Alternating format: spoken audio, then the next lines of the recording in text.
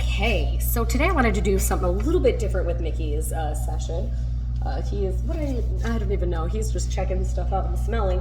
But I wanted to talk a little bit about behavior, only because I think it was yesterday, Mr. Waldrop came to pick up Mickey, and I learned some, you don't want to sit with me? Oh, that's so mean. Come here, I have room for you. I have room for you here. Come on, come on. I'm not gonna hit you. You gotta come to me. Come on, come on, come on, come on. Yes, good job. All the way up here. Come on, come on, camera for your mind. Good job. So I learned some interesting information about Mickey that I did not know. Mickey's been hiding this from me, but that he will get really aggressive with Mr. Waldrop when he goes to show you any affection. So if he goes to hug you, he'll get snippy. And actually, I saw the bite on his hand, and I was like, oh my gosh, that's bad. Like, it's not even just a little, tidbit. It was, enough to where I'm like, this is concerning to me. So, I mean, thank you. I was so shocked, I think, because I've never seen, I'm not joking, like this sounds like a Jekyll and Hyde situation. Like I almost wanted to be like, no, you're talking about a different dog. Like Mickey, what? Because this is really the Mickey that I see. I see, a worker boy. I've never seen like an ounce of sassiness in that demeanor, I guess, and with that like intent. I've never seen that from him. So I was like, I think I was in shock and like disbelief yesterday. I'm like, no, that can't be right. I think if it wasn't for the bite on his hand, maybe I wouldn't believe him a little bit. That's so bad and mean of me to say. But no, I'm glad it was there, so that way it could kind of reality check me a little bit. But I do think we need to come up with some boundaries, only because now we're seeing, and I don't know how long this is. I don't know if this is new. I don't know if this is something he's been doing. I'm not sure. But regardless, it's serious behavior. We're causing, serious injuries. We don't want, to have those injuries. So I definitely think setting some boundaries with Mickey is going to be important. The best relationships have the best boundaries, and not having boundaries builds a toxic relationship, like him biting, which can cause fractures in our relationship. And we don't want that. We want the best relationship ever, so we have to have the best boundaries. Me and Mickey, we have a lot of boundaries. Like here, being up on my lap, Mickey knows that that's not his choice to make. So if I were sitting here and he were to jump up on my lap, he would have to get down. This is an invitation only, because there are times where that is going to be very inappropriate for you to be jumping on my lap. Say I had, a drink in my lap or something where you can't be jumping on my lap. You're going to knock it over. It wouldn't work out well. So with all dogs, I've made this boundary with them that unless you're invited to do something, especially space invading behavior, like sitting on me or coming really close to me, that's an invitation. Like I'm gonna ask you to do it and then you can do it. But that's not on your time. We have to be two agreeing parties for this. I think that's a really good rule to start off with, because right now, Mickey, especially it sounds like with Mr. Waldrop, like in this situation, feels like, he's the boss, he calls the shots, what he says goes, nothing else matters. And that's not the case. What also isn't the case, and this gets misconstrued a lot, is a lot of people are like, yeah, we gotta show him who's boss. Makes my eye twitch when people say that, or we gotta dominate him, put him in this submission. I'm like, ooh, no. Respect is a two-way street. If we want respect, we must show it. So the idea is we are going to show Mickey respect, and he is going to show us that as well in return. It's earned. Respect is earned. So it is not in us showing we're in charge. Nope, it's a relationship. And it's us learning to work around that. But I think it is important that we start setting some boundaries. And the first one I want to work on, and I think would be, I know I'm very uncomfortable, there we go, is a spatial boundary of saying, I need space sometimes. And this isn't all the time. This doesn't mean you can't, here, I'm sitting with him on my lap, cuddling him. We can still do that, but say he gets sassy and he starts taking advantage of this privilege. So say he's sitting on your lap and Mr. Waldrop comes by, walks by, or anyone. Again, I don't know exactly, I don't have all the information, so I don't know exactly where this behavior is necessarily, how far it goes or anything. But let's just say Mr. Waldrop walks by and he growls, or he starts showing his teeth. It's important for you to say, sorry, you're gonna have to go on the ground now. That's not very nice behavior. We can try again in a couple minutes. Dog punishment, some people are like, I put my dog in their crate for 3 hours. That's crazy. They're like goldfish, they don't remember. It's 10 seconds on the ground. Okay, Mickey, you ready? You ready? Come here. Come here, come here. Now we can come back up and we can try again. It's not a forever punishment. It's in the moment. I didn't like your behavior. If you want a reward, the reward here is just us being together. It doesn't necessarily have to be a treat. This is a reward enough for him. If he wants that reward, we have to change our behavior. So if you start seeing him getting sassy, we are going to say, no, you have to get down. Try again. I'm going to give you a second, or I'm going to give you 10 seconds here. What an attitude adjuster. Adjust your attitude. So 10 seconds on the ground. Get that attitude all adjusted, and then we'll try again to see if it works. What's the word? The thing, that's not the word. But when it comes to training, I guess the how you're going to see success is the consistency of it. So you can't we can't say, well, I did it every 4 times out of 5, or I did it every 2 times out of 5. It's every single time. We got to make sure we're consistent with the behavior we choose. But again, we're not taking away. Nothing is taken away. We still get love. We still get affection. There's consequences to behavior, and we're telling him that. We're saying, you do something, there's something that you're not going to like so much in return. Here, the worst of it is putting him on the ground. It's really not that aversive. Yeah, they don't like it. But emotionally, he's going to be fine. He's not going to be scarred from this, and definitely physically not scarred from this. So that is definitely a good place to start.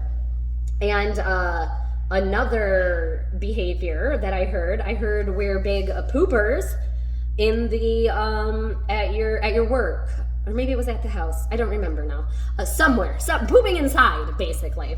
We know that this is not a physical issue, like this isn't a health issue. We're not incontinent or some sort of stomach ache. It's now a pattern of behavior. He comes in and then that's what he does. There's a couple ways to go about this behavior. The idea is and a lot of people say, my dog knows better. Dogs don't have a moral compass, so knowing better, it doesn't even apply to dogs. It's not whether they know better or not. They make decisions on whether something is safe or unsafe. And a behavior is safe if no one's in the room. Safe, I'm going to do it. No one can reprimand me. I'm not going to hear anything about it. Unsafe would be, I'm not going to poop on your foot because you're right there and you're probably going to have something to say about it. So giving him, the more choices we give him, you have one good choice, and you have a couple good choices that you could choose, and you got a couple bad choices you can choose. So the idea is we're going to slim down your choices that you have. So here, that would be how much freedom he's given. Maybe he used to have full run. I'll tell you a really dramatic example. A really dramatic example is crating. Obviously, we can control the environment because it's a tiny crate. So, if it's not on the inside walls of that crate, you can't do anything on the outside of that. That's a more dramatic one. Is what I would do is I would maybe shut the doors. I don't know. It's hard when I don't know the building, so it's hard to make a plan, but something along the lines of, say it was in my house, is what I would do is I would close off all the bedroom doors, and you have rain to the living room and kitchen when I'm in the living room and kitchen area. If I'm in my room area, you come with me in my room. You're never somewhere by yourself, because the chances that you're going to make a good decision with me there are much higher than if I leave you alone. That's when we're going to start seeing that behavior. Another really dramatic method, I guess we could say, is it's called tethering. So tethering would be you put a leash to Mickey on his harness, and you hold that leash all day. Well, not all day. He comes here to daycare, but when he's with you, you hold the leash. Same concept is that he's less likely to do that behavior if he is, a leash is 6 feet. If he's only allowed 6 feet from you, we're going to start seeing some better choices and better behaviors being made. So that's the idea there of how we should go about these two things. I think they're really going to help. And the pooping one, I don't want to say it's not that big of a deal. Obviously, we don't want poop everywhere, but it's not as big of a deal to me as biting. That one is always a big deal, only because when it comes to biting, there could be collateral damage involved. So say someone's in the way of him trying to bite, and he accidentally bites somebody else. Biting is just we don't even want to play with it, because it can go wrong quick. So here, what's nice, that sounds so bad. Not what's nice is that it's your husband, but better him than a stranger, I guess, if we're choosing. But we just don't want the biting behavior to persist anyway. So it's going to be a lot on you saying, nope, Mickey, I don't accept that behavior. Sorry, you have to go on the ground now. We can try again in a couple seconds. Why? He's giving me the saddest eyes. Quit telling my mom these secrets, because I want to continue to do this. Quit telling my mom this stuff. Mickey, I'm sorry. I gotta tell him. I'm sorry. You've been keeping your secrets from me, and now I'm exposing you. I'm so sorry. His eyes. You're so funny. But yeah, I think it's a time. I think Mr. Waldrop's going to be really happy too, because although the relationship with you and Mickey is, amazing, we want that for them as well. And we don't want, Mr. Waldrop nervous about getting bit by Mickey. Again, he shouldn't live with someone that, he's like, are you going to bite me now or not? We don't want that unpredictability. We want to know what behavior we expect always. And I feel like it's not going to be difficult. It's not like Mickey's not a bad boy. Mickey's not an aggressive boy. A lot of people throws around that word aggressive, and that's not the case. Did he act out aggressively? Yes. Have I acted out aggressively? Yes. I hope people don't normally address me, or when they talk about me, say, oh, she's an aggressive person. But there have been many times where I have lost my temper and I can get aggressive. And that's what we see with Mickey. And, it's okay to lose our temper. It's okay to get mad, but we're just saying, not that way. You need to handle it a different way. You need to cope, because we're not allowing this specifically. So I think that was good for us to discuss that today, since I heard it yesterday. But let me know if you have any questions on this, because this is a whole new world. Anytime, I literally put your ear in my mouth. Anytime, Mickey, I'm having a rough day. Let me try that again. Anytime you deal with behavior training, night and day from obedience. Right now, everything we're doing is in the realm of obedience training, learning to physically do things with our body, get up on things, do these behaviors. Here, we're working psychologically. We are now working on emotions and feelings, and that's hard.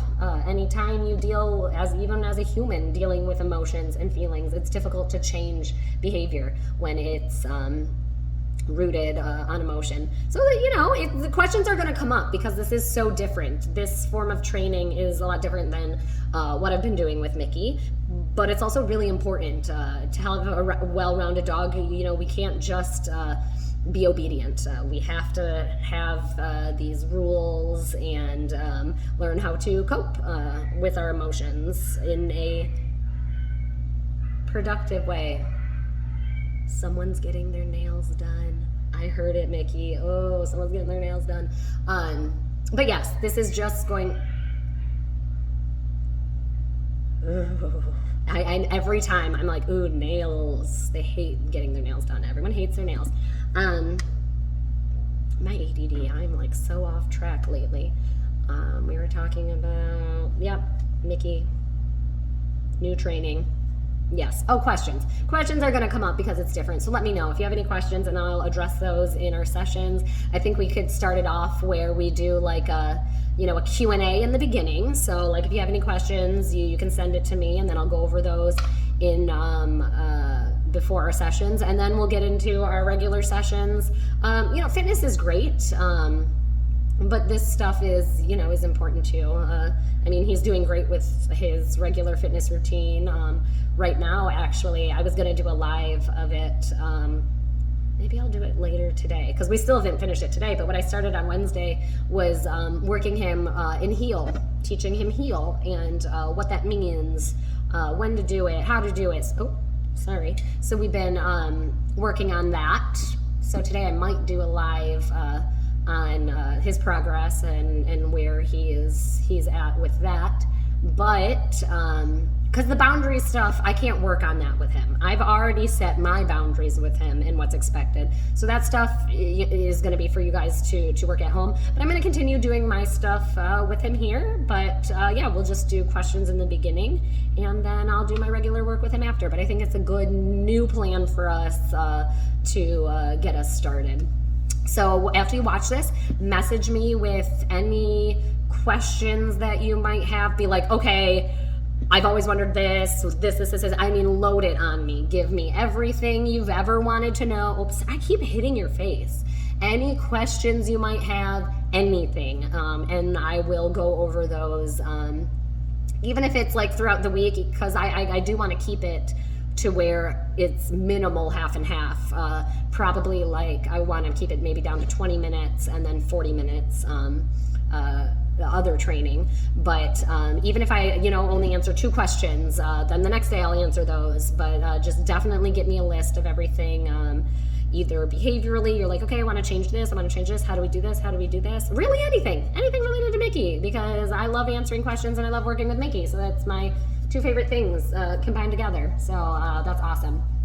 But yes, check it out and let me know too if you have any questions specifically on what we talked about today, so that way you can get started and start practicing that with him now. But all right, now we're gonna go get into our regular session. Say bye, Mom. Do this. Bye, Mom. See you later. I'll see you later after work.